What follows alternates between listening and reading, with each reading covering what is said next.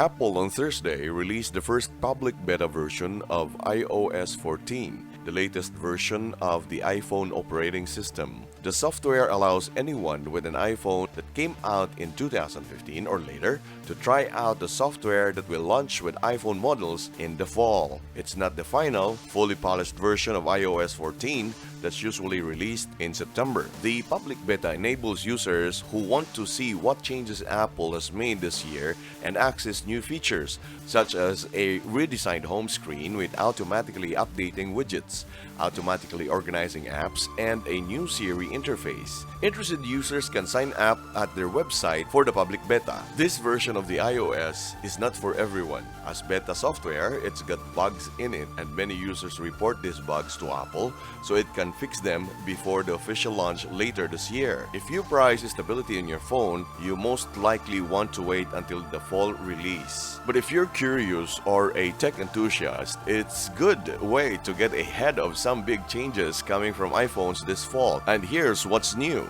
The most prominent Apple change? Apple has redesigned the phone's home screen.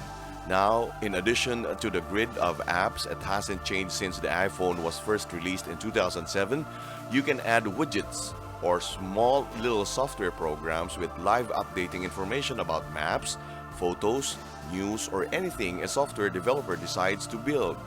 There's also a new panel when you swipe left at the home screen called App Library, which automatically organizes and sorts your apps for you, as well as provides a list of alphabetical order. You can now watch a video or video conference while you use another app. The picture-in-picture window can be moved and resized. In previous versions of iOS, when a phone call came in, it would take over the entire screen, even if you are doing something else. In iOS 14, it appears as a banner like other notifications. A new notification also applies to FaceTime calls and third-party apps like Skype. Similarly, Siri no longer takes over the entire screen on an iPhone when you ask it a question. Instead, in iOS 14, Siri pops up from the bottom of the screen and provides your answer as a banner notification. iOS 14 will have a new built-in app, Translate, that's able to translate conversations in real time when placed between two people speaking different languages. It's similar to translation apps made by companies like Baidu,